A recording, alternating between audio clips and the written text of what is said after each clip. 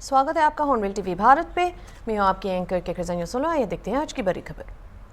महाकुंभ में भाग लेने वाले साधु और श्रद्धालु उत्तर प्रदेश के मुख्यमंत्री योगी आदित्यनाथ के बेहतरीन प्रबंध की तारीफ कर रहे हैं। वो सनातन धर्म के लिए उनके काम और साधुओं के प्रति उनके सम्मान और संरक्षण की सराहना करते हैं। आस्था से गहरी संबंध के लिए जाने वाले सीएम योगी व्यक्तिगत रूप से साधुओं से मिलकर उनकी ज़रूरतों को समझते हैं और उनके सुझावों को लागू करते हैं। उनका आशीर्वाद अर्जित करते हैं। खबर के अनुसार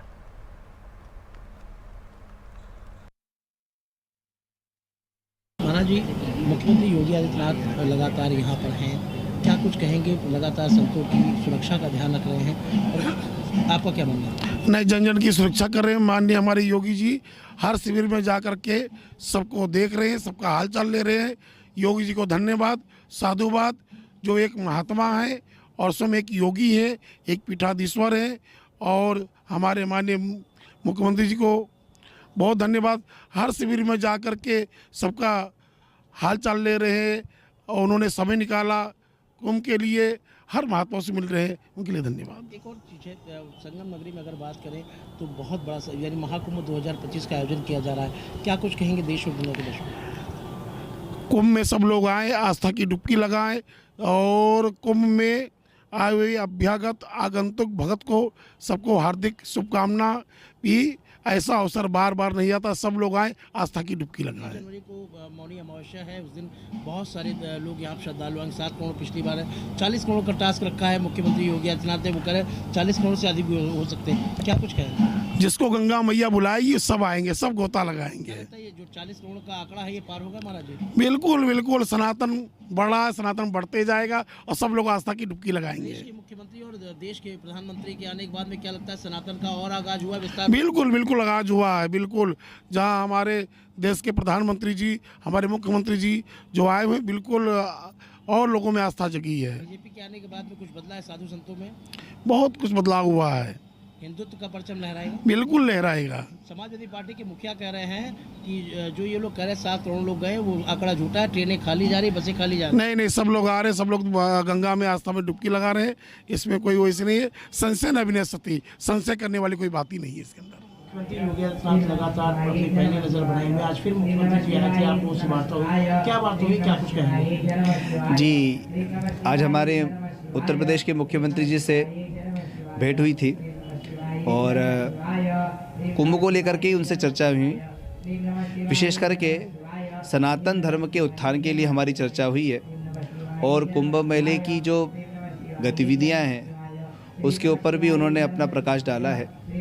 हमने उनसे चर्चा करी है कि हम लोग यहाँ जो सनातनी आए हैं कैसे सनातन धर्म को मजबूत कर सके और जो सनातन धर्म के युवा हैं वे कैसे मजबूत हो सके, और जो अभी हमारे युवाओं में जो विसंगतियाँ पैदा हो रही है वो कैसे दूर हो सके।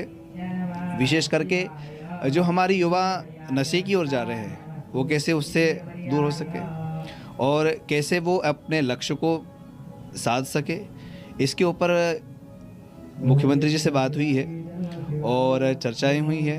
साधु संतों की सुरक्षा को लेकर के कोई चर्चा हुई है? हाँ, साधु संतों की सुरक्षा को लेकर के भी चर्चा हुई है योगी आदित्यनाथ जी से। उन्होंने कहा है कि आप बिल्कुल निश्चिंत होकर के साधना उपासना कीजिए, आपको इसमें कोई डरने की आवश्यकता नहीं है, हम लोग आपके साथ में खड़े हुए हैं। मुख्यमंत्री लगातार मॉनिटरिंग कर रहे हैं। आज वो यहाँ पे थे, सेक्टर 19 में आग लग गई थी, कई टेंट जल गए, ऐसे मुख्यमंत्री जी स्वयं वहाँ पहुँचेंगे, क्या कुछ कहेंगे? जी, ये तो बहुत अच्छी बात है कि वो आए और जाते ही उन्होंने वहाँ का पूरा मुआवजा किया, देखा कि कहाँ क्या समस्या हो रही है। और ये जो इतना बड़ा कुंभ है तो ये घटनाएं तो हो ही जाती है।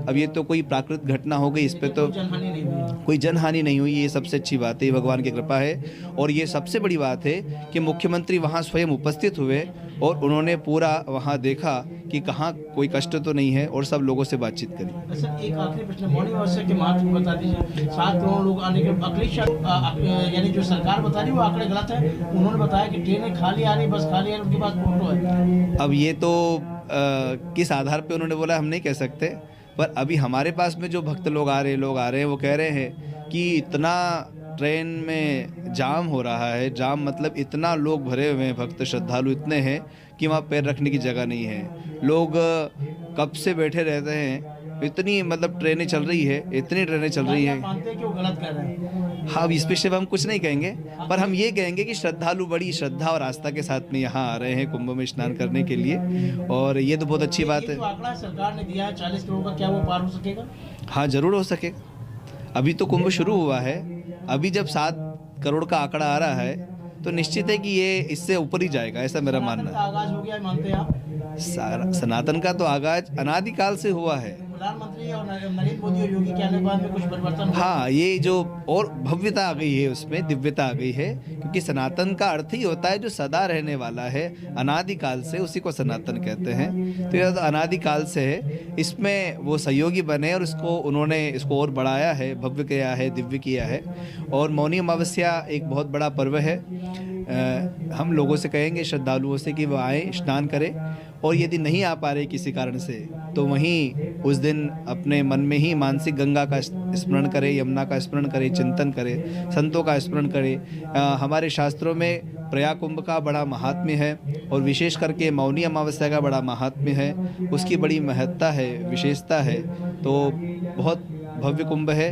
हमारी ओर से हम शुभकामनाएं देते हैं और भगवान से प्रार्थना करते हैं कि यहाँ आने वाले श्रद्धालुओं को भी, और जो मीडिया के माध्यम से घर बैठे बैठे प्रयाग का दर्शन कर रहे हैं, लाभान्वित हो रहे हैं, उनके ऊपर भी महती कृपा उनकी बने। हॉर्नबिल टीवी के माध्यम से देश के प्रधानमंत्री और उत्तर प्रदेश के मुख्यमंत्री के साथ जो हॉर्नबिल टीवी के दर्शक हैं, उनको आप क्या मैसेज देंगे? जी, हम महाकुंभ का यही मैसेज देंगे कि जीवन में महत्वपूर्ण वस्तु भगवान नाम होती है, तो आप बैठे बैठे ही भगवान नाम का स्मरण करते रहिए। जो आपको गुरुजनों ने साधन बताया है, मंत्र बताया है, उसका स्मरण करते रहिए, और गंगा का स्मरण कीजिए। शास्त्र कहता है कि अगर करोड़ों योजन दूर भी गंगा हो और कोई गंगे हर कह दे या गंगा का स्मरण कर ले, तो भगवती भागीरथी इतनी ममतामयी है, करुणामयी है कि उनकी महती कृपा उस तक पहुँचती है। वे उसको पाप मुक्त करके उसके अंतःकरण में एक दिव्य प्रकाश, एक सकारात्मक ऊर्जा का आधान करती हैं। तो मैं यही कहूँगा कि वे गंगा का स्मरण करें, और मैं माननीय मुख्यमंत्री और प्रधानमंत्री दोनों को ही शुभकामना दूंगा कि वे इतना सुंदर कुंभ करवा रहे हैं। नया कातरा मोहल्ला में एक दुखद घटना हुई, जहां सूबेदार आलोक सिंह की पत्नी नीतू, बेटे वैभव और बेटी वैष्णवी को स्टोव जलाने के साथ बंद कमरे में सोने के बाद दम घुटने से मौत हो गई। आलोक सिंह ने फोन का जवाब नहीं देने पर परिवार को सतर्क कर दिया, और उनके भाई ने मौतों की पुष्टि करने के लिए दरवाज़ा तोड़ दिया। पुलिस ने शवों को जांच के लिए कब्जे में ले लिया है। नगर में एक कमरे में एक महिला और 2 बच्चों की 100 बरामद पड़े हुए हैं बेड पर। क्या मामला है?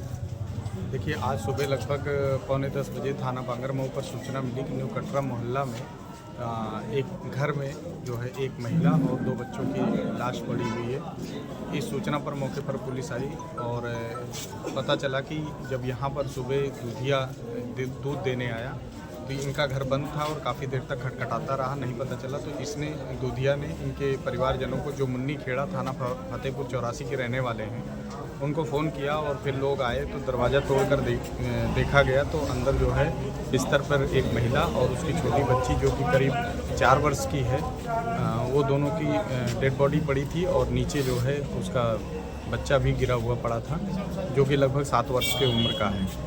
ये परिवार एक सूबेदार हैं जो आर्मी में हैं, उनके पत्नी और बच्चे थे। उन लोगों को सूचित कर दिया गया, सभी लोग मौके पे आ रहे हैं और रिश्तेदार भी आ रहे हैं। इसमें शव को कब्जे में लेकर के विधिक कार्रवाई की जा रही है। प्रथम दृष्टया जो जांच में प्रकाश में आया वो ये प्रकाश में आया कि वहाँ पर अंगीठी रखी हुई है। ऐसा प्रतीत हो रहा है कि कहीं ना कहीं धुएं से, सफोकेशन से इनकी जान गई है। फिर भी सही कारण पता लगाने के लिए पोस्टमार्टम करा के कार्रवाई की जाएगी। लखनऊ नगर निगम ने गृहाकर की वसूली के लिए अभियान तेज कर दिया है। मार्च तक जमा न करने पर बकाया गृहाकर पर 12% वसूली करेगी और सीलिंग वो कुर्की की कार्रवाई भी होगी। शहर में 7 लाख से अधिक प्रॉपर्टी है, जिसमें बकायदार व्यवस्थित प्रॉपर्टी भी शामिल है, जिन पर किराए से कार्रवाई होगी। इसी मुद्दे पर हॉर्नबिल टीवी ने सीटीओ अशोक सिंह से खास बातचीत की। नगर निगम लगातार टैक्स को लेकर बैठकें कर रहा है और जोर शोर से जिस तरीके से वसूली का सिलसिला है वो लगातार जारी। हमारे साथ बातचीत करने के लिए सीटीओ अशोक सिंह हैं, इनसे बात करें। सर, जिस तरीके से हाउस टैक्स को लेकर लगातार छोटे और बड़े बकायेदारों को शिकंजा कसना चालू कर दिया, बैठक में बड़ा फैसला लिया गया है कि कोई भी बकायेदार होगा, टैक्स नहीं देता है तो सीलिंग की कार्रवाई की जाएगी। क्या पूरा आगे निर्णय लिया गया है? इसमें जो हमारे 2,92,000 बकायेदार निकले हैं, शेष तो जमा कर दिए हैं, तो उनको समस्त को अब टाइम नहीं है, तो नगराय जी ने आदेश किया है कि नोटिस ऑफ डिमांड, जो कि नगर निगम की अंतिम नोटिस होती है, जिसके बाद कार्रवाई करनी होती है, वो जारी हो रहे हैं। उस कंप्यूटराइज भी कर दिया गया है ताकि तेज़ी से वो जारी हो सकें, और उनके ऊपर उनका पेपर में पब्लिकेशन भी हो रहा है। तो आप लोग देख रहे होंगे डेली जो है पेपर में 300-400 नाम जा रहे हैं, ताकि वो हर तरह से अवगत हो जाए। उसके बाद हम लोग पुलिस से फोर्स मांगने के लिए लेटर भेजते हैं, वो कापी भवन स्वामी को भी भेजते हैं, ताकि भवन स्वामी को ये मालूम हो जाए कि इस दिन उसकी कुर्की कार्रवाई होगी, और उसके पहले यदि वो भवन कर जमा कर देता है तो कोई जो है कार्रवाई करने नहीं जाएगा। उसमें बहुत सारे अच्छे जो भवन स्वामी हैं, रिजिड नहीं रहते हैं, वो अपना आकर के बातचीत करके जमा करा देते हैं। नगराय जी के पास समस्या लाते हैं, तुरंत निस्तारण होता है, मेरे पास लाते हैं तो निस्तारण होता है। माननीय महापौर जी भी महीने के प्रथम शुक्रवार को उसके लिए दिनांक तय की है, और वो बैठ करके स्वयं उसका निस्तारण कराती हैं। तो नगर निगम की तरफ से पूरा सहयोग दिया जा रहा है कि लोगों की समस्याओं का निस्तारण हो, लोग टैक्स जमा करें, लोग मुख्य धारा में जुड़ें, शहर के विकास में जुड़ें, अपना योगदान दें। सर, अभी तक कितना टैक्स वसूल लिया गया है? जिस तरीके से 1,000 करोड़ का जो नगर निगम का इस साल का टारगेट है, तो क्या वो आप लोग अचीव कर पाएंगे? पहला सवाल। दूसरा सवाल है कि अभी तक 8 जोनों में टोटल टैक्स कितना वसूल लिया गया है? 8 जोनों में टोटल टैक्स हमारा 350 करोड़ हो चुका है, जिसमें जोन 8 सर्वोपरि है और उसने पिछले साल से दोगुना तक वसूल डाला है। अन्य जोन जो है उतनी वृद्धि तो नहीं की है, लेकिन सभी जोनों ने वृद्धि किया है। 5 करोड़ जोन 1 ने किया है, और 3 करोड़ जोन 2 ने किया है। 9 करोड़ 98 लाख जोन 3 ने किया है। 9 करोड़ 13 लाख जोन 4 ने किया है। 7 करोड़ 11 लाख जोन 5 ने किया है। 4 करोड़ 55 लाख जोन 6 ने किया है। 3,80,000 जोन 3 करोड़ 80 लाख जोन 7 ने किया है, और 38 करोड़ 98 लाख जोन 8 ने वृद्धि किया है। टोटल हम लोगों का 350 करोड़ की वसूली हो चुकी है, और हम लोगों की वसूली करनी है 700 करोड़ की। करितर वगैरह सब मिला के 1000 करोड़ से ऊपर करनी है। करितर जोड़ करके हम लोग जो है 31 दिसंबर तक का मेरे पास डाटा है, 724 करोड़ हो गया था। तो अब सबसे ज़्यादा एम्फेसिस, चूँकि आय का मुख्य स्रोत हाउस टैक्स ही है, तो सबसे ज़्यादा एम्फेसिस हम लोग दे रहे हैं कि हमारा हाउस टैक्स जो है कम से कम 700 करोड़ हो जाए, ताकि हम 1000 करोड़ नहीं 1000 करोड़ से ऊपर हो जाए कर जोड़ करके। होंगे, अवश्य होंगे। बिल्कुल साफ तौर पर ये थे हमारे साथ बातचीत करने के लिए सीटीओ अशोक सिंह। इनका साफ तौर पर कहना, जिस तरीके से नगर निगम की टीम और खुद लगातार बैठकें कर रहे हैं और निरीक्षण कर रहे हैं सभी जोनों पर, जिस तरीके से लगातार जो नगर निगम की टीम है हाउस टैक्स पर लगातार काम कर रही है। नगर आयुक्त, सीटीओ लगातार रात दिन एक करके बैठकें कर रहे हैं, और जिसके बाद सभी इंस्पेक्टरों को निर्देश भी दे रहे हैं। जिस तरीके से छोटे और बड़े बकायेदार हैं, उनको लेकर लगातार कुर्की का आदेश और शिकंजा कसना चालू हो गया, क्योंकि कई सालों से टैक्स नहीं देने पर बड़े बकायेदारों और छोटे बकायेदारों पर उनकी सीलिंग की कार्रवाई भी की जा रही। वीडियो से अनिल सैनी के साथ Nihal Pandey, Hornbill TV, Lucknow. RG Kar rape और हत्या के मामले में दोषी संजय रॉय को पश्चिम बंगाल के सेल्दा में सिविल और क्रिमिनल कोर्ट ने आजीवन कारावास की सज़ा सुनाई। दोषी पर 50,000 रुपये का जुर्माना भी लगाया गया। सेल्दा अदालत ने न्यायाधीश अनिर्बान दास ने कहा कि ये दुर्लभतम मामला नहीं है। पीड़ित परिवार को पीड़िता की मौत पे 10 लाख रुपए और 60 लाख रुपए का मुआवजा दिया गया। वाकिल रहमान ने बाद में अदालत के बाहर मीडिया कर्मियों से बात करते हुए कहा कि संजय रॉय को मृत्यु तक आजीवन कारावास की सजा सुनाई गई। दोषी पर बीएनएस की 3 धाराओं के तहत जुर्माना भी लगाया गया।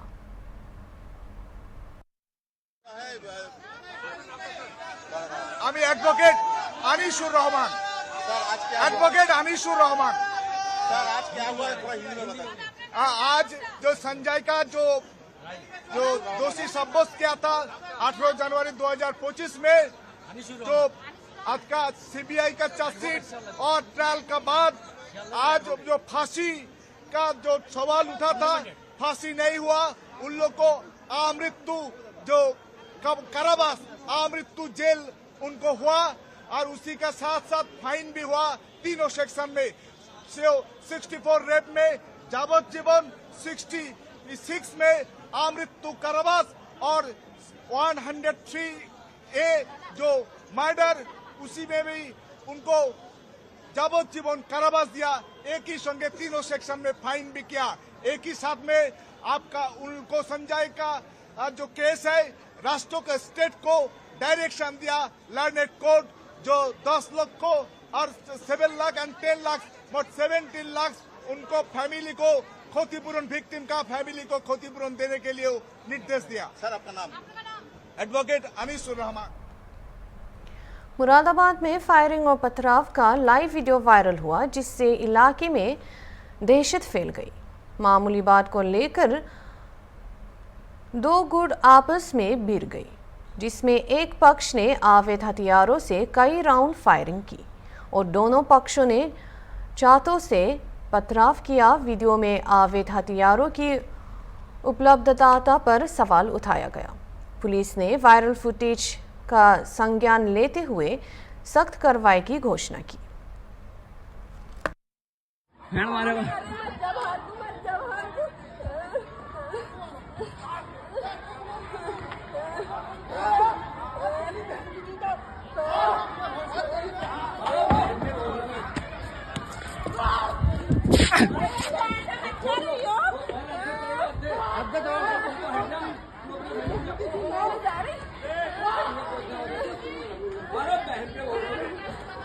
तुम यहाँ वीडियो बनाओ, मैं चलाऊंगा। वीडियो बनाओ, तुम वीडियो बनाओ।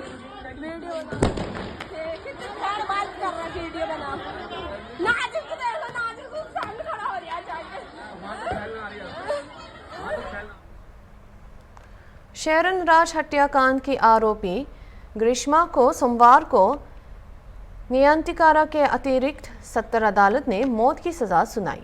अदालत ने आरोपी को मौत की सजा सुनाते हुए जिसने अपने प्रेमी शेरन राज को आयुर्वेदिक करी में जहर दिया, तीसरे आरोपी ग्रीष्मा के चाचा निर्मल कुमार नायर को 3 साल के सश्रम कारावास की सजा सुनाई गई। Absolutely inconducive with my perspectives and also my thought and thinking, because while I was just going through entire evidence and while arguing the matter before the court of law, in fact I was confident that that would be admitted and accepted by the court, because such a fashion the evidence was tendered in the court.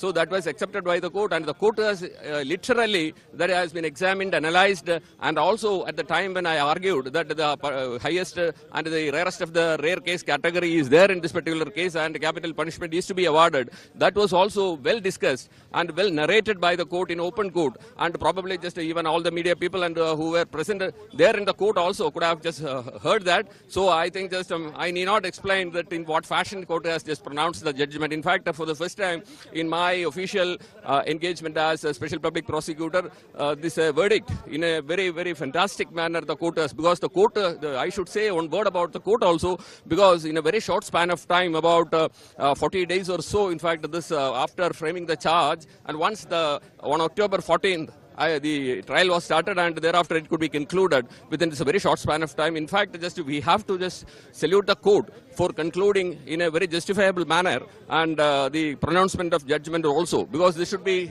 it should set a history and a model to the judiciary. In fact, I say that. I would say that it is not alone for the whole Kerala, but in fact, this is for the whole judiciary in the country. This is what I feel. An exemplary judgment, I would say.